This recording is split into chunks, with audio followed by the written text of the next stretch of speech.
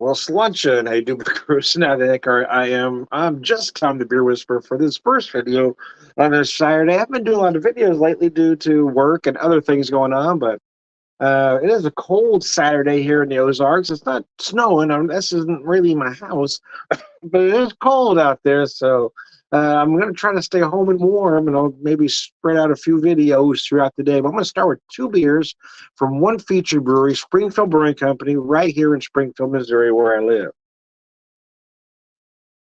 Me try to fix something real quick here, like.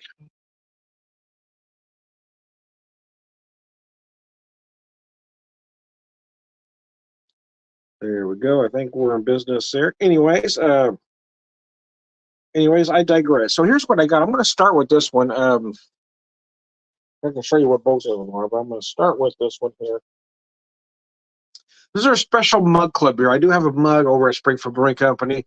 They give you like three different choices, and all the mug clubbers get to vote. My vote was for the Imperial Pilsner, and it happened to win this year. Which is the style I was hoping for. I love an Imperial Pilsner. You don't see a lot of them anymore. About a decade ago, it seemed like a lot of folks were doing them. Now you don't see them very much. Banter here in town also does a great Imperial Pilsner. Anyway, this one's at 7.5%. This is a members-only beer brewed for our most loyal beer lovers. Our special release Mug Club member Imperial Pilsner is a stronger version of the traditional Pilsner beer, more pronounced small backbone and hop bitterness. So there you go. But I will show you the other one I'm having as well. It is the Bon Tsarry night. We're going to have that one next. But we're going to start with the Pilsner here. Look how beautiful that pours in that glass, though. Look at that deep golden color. That's just gorgeous, man. Nice head up there. Oh, man. Those big biscuity malts with those herbal hop notes. Ah, it's absolutely gorgeous. And that's the thing about the Imperial Pilsner, or the ones that are done right anyway. It does feel like a Pilsner or traditional German style, or sometimes even Czech style Pilsner, depending on hops used. But it's just a little bit bigger. And I think that's the trick, is keeping it as traditional as possible. It still has to drink the same way.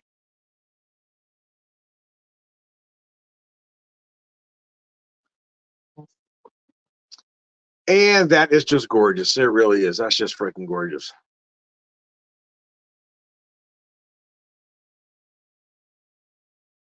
I thought I'd start with the beer.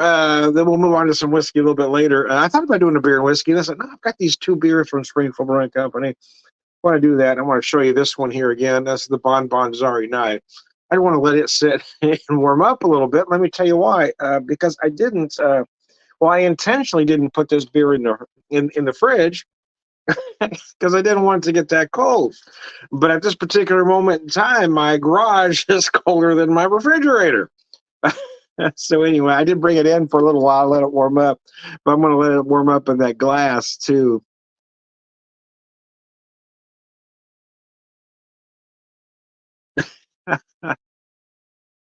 I didn't have that Imperial Pilsner in the fridge either. It was on the garage, so it was rather chilly as well.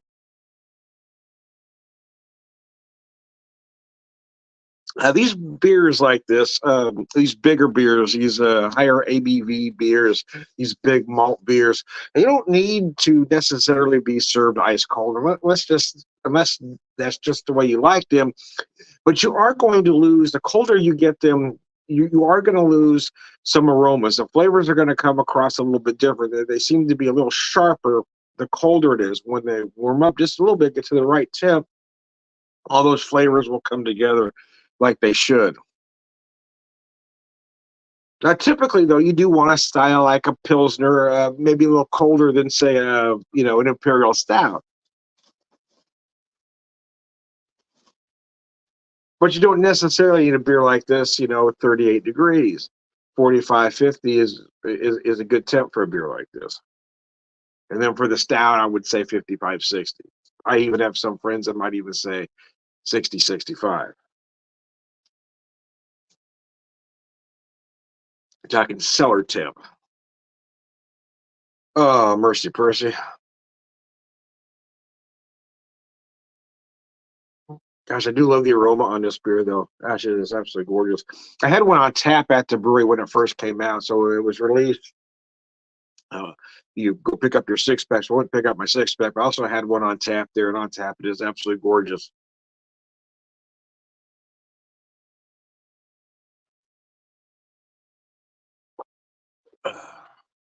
But yeah, I don't think they've done it for a while. Boulevard Brewing used to have a great one. I believe it was called Reverb, if I remember correctly. But a lot of breweries, I mean, way back when, one of the best Imperial Pilsners out there, believe it or not, was Sam Adams. There were Imperial Hallertau. That thing was absolutely gorgeous. I was really bummed when they quit making that one. That because I think that one was even at about 10%. I mean, it was a monster, but boy, it was so delicious and so perfectly crafted, man. That was a world class beer. Really bummed. Seemed like it was about that time that Sam Adams made a decision just to do average beer. And I haven't really tried to get too far out of the box since. But boy, there was that period of time when they were really on the cutting edge.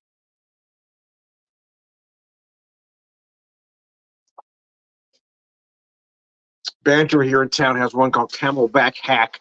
Camelback, it was a beer that was just on Wednesdays, but it's come off now, as per season, let's just say.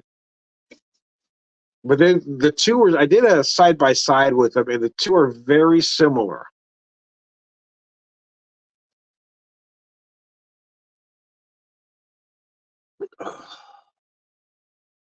Man, that is absolutely delicious. Oh. Yeah, we've had some strange weather lately. Well, I guess it's not strange. It is that time of year, right? But it had been kind of unseasonably warm for us. We didn't even have a white Christmas this year, and then it just got real cold real fast.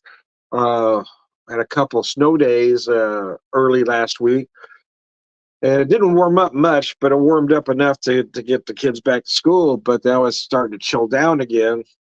It got really cold yesterday. I think it's a little warmer today than it was yesterday, but it's still not warm enough for me to want to go outside. Because there is a couple of things I wanted to do today, but I'm not going to because I don't want to go outside. More importantly, I don't want to get out of my pajamas. I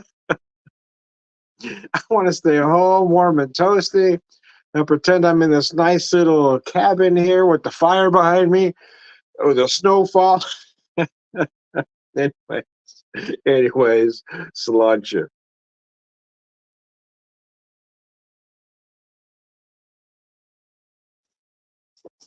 All right. I've probably given that one ample time to warm up. Bon Bon Tsarry Night Bourbon Barrel Aged Stout. This one came out around Black Friday, or came out on Black Friday, I guess I should say. Bourbon Barrel Aged Stout, but I bought a bunch this year. I wanted to have a lot. There is a sun, but it's cold. Yeah, see, that's what Fred said. Sun's out. So that's just propaganda. Yeah, sun's out, but it's cold out there. I ain't going. Sun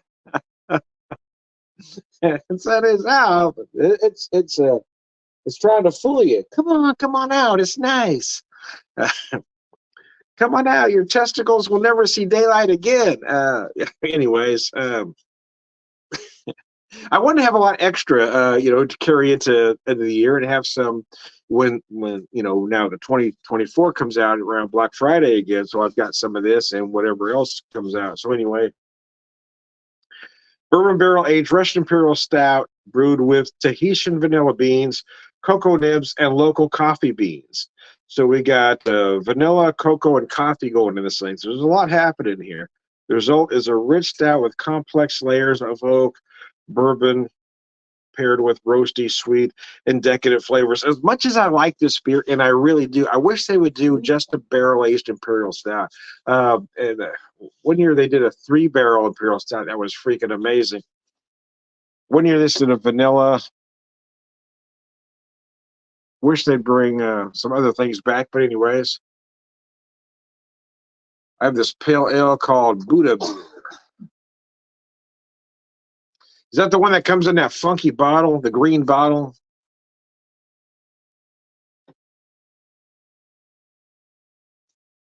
The nose on this though is just insane because you do feel like coffee. I noticed the coffee first, but then you do feel the chocolate, and the vanilla, but I feel like the coffee's kind of the star here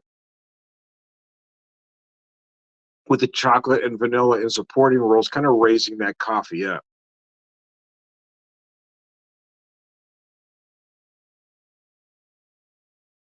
Oh, okay. Oh, canned. Okay, gotcha, gotcha. I was thinking of a different beer.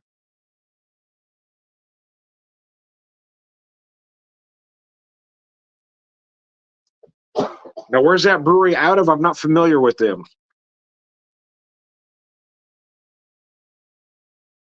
Let me post that comment so y'all can see it. It's like Wash Ashore Brewing. I'm not familiar with them. Wow, that is good. Again, you have coffee followed by chocolate and vanilla.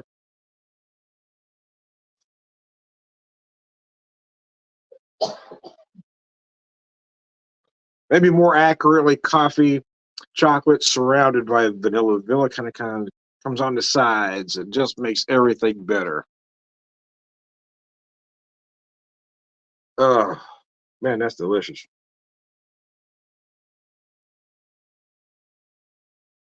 So I'll come back after a while. I'm trying to do at least I had to get at least 3 in today. I haven't been doing many videos for different reasons lately, and I was so tired last night. One of those rare days where I had to work both jobs in the same day. About a 5-hour shift at one job and 10-hour at the other one, and I was just exhausted. I came home and I did one video. I had one beer and 2 ounces of whiskey, and I was just so exhausted I had to go to bed. I was done. But I slept pretty good. Got a nice breakfast in. Had a light lunch. Now we're ready to go on with the day. Oh, Pawtucket, Rhode Island. Okay, okay. Very nice, very nice.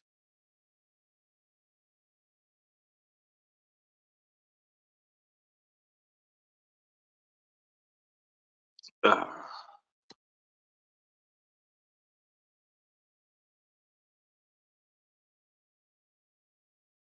live in the New England area. Okay, all right.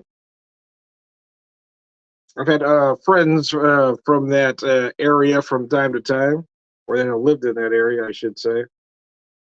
I've never been there,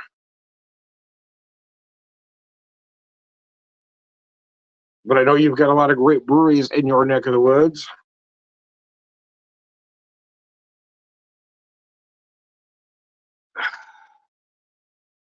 Back in about the mid '90s, we had one brewery, brew pub, I should say, open up, and they were really good.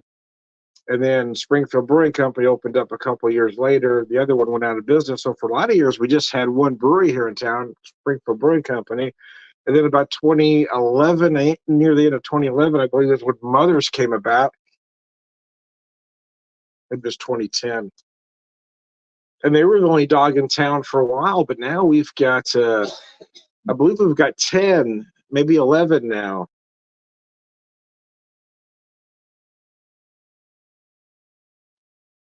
If I count breweries, in adjoining cities or adjoining towns. One of them is technically in Battlefield, but it's right on the outskirts of Springfield. So we have a lot of options now, more than we've ever had. I don't know if, as I think I keep getting asked, is there a craft beer bubble? I don't think there's ever been because I know craft beer guys have been screaming the sky is falling, for at least a decade now. The craft beer bubble is going to burst. The craft beer bubble is going to burst. Now there's the market corrects itself from time to time. And that's really all it is. Some just aren't going to last. There are a lot of breweries that get into the business not really understanding what it is. And of course, you got beer geeks like myself that like to believe it's all about the art, but it is a business. They have to be able to stay in business, and it costs a lot of money to run a brewery. As I've heard several brewery owners joke, you can make a lot of money or own a brewery, but you can't do both. I know that's applied to a lot of businesses, but I've heard it applied to the restaurant business as well. And it is kind of true to a point. You have to be able to really dig in. You have to be able to maybe lose money for a period of time until you can create that base business.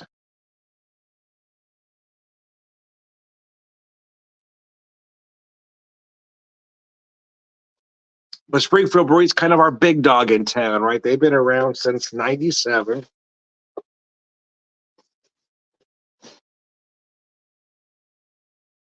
and they never seem to be on the cusp of the trends, let's say. But they've been doing solid beer for a very long time. So it kind of depends on what you're looking for. Um, Again, this Mug Club beer is outstanding. This one that comes out once a year is outstanding. But they've got several regulars that are just good, right, true to style beers. Again, it just kind of depends on what you're looking for, right? So, anyways, I digress.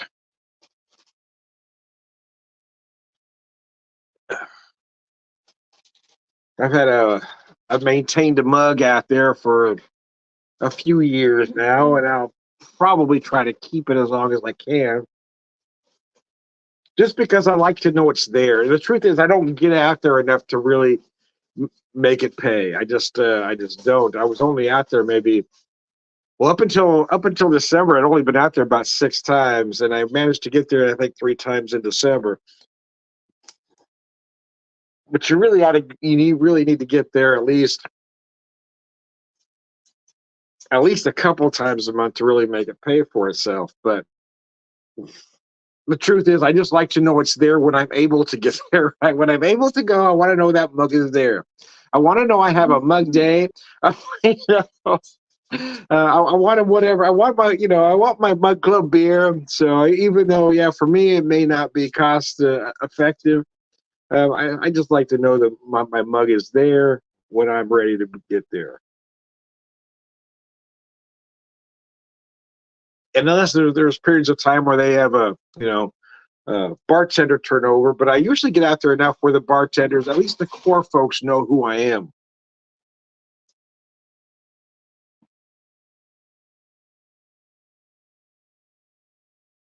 Some of them know me by my real name, Tom. Some know me by the moniker, the Beer Whisperer. Let me post your comment there. And you're right. There will be breweries will come and go. There will always be a lot of choices. Yeah, and we hope so. I'd hate to go back to the time where we only had one or even none, because that was for a long time. We didn't have one until '97.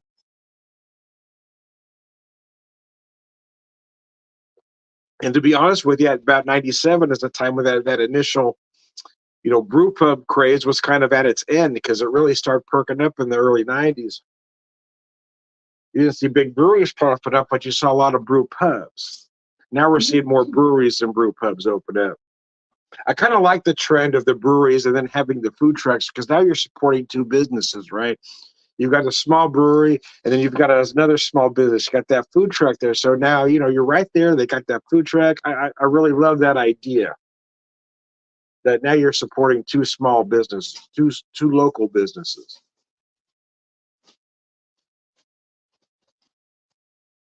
Yeah. Yeah, there are places like that here in town, and it will sound self-serving if I mention any names, but yeah, there are places that will yell out the name as you walk in the door. They know who you are. So, anyways, I digress. Springfield Brewing Company. I want to show you the two beers I had again. The Imperial Pilsner. This thing is absolutely gorgeous.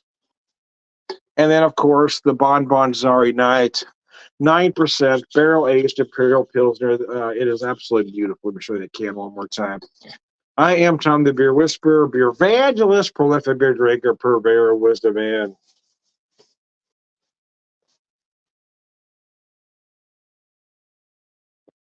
all around good guy, Sláinte.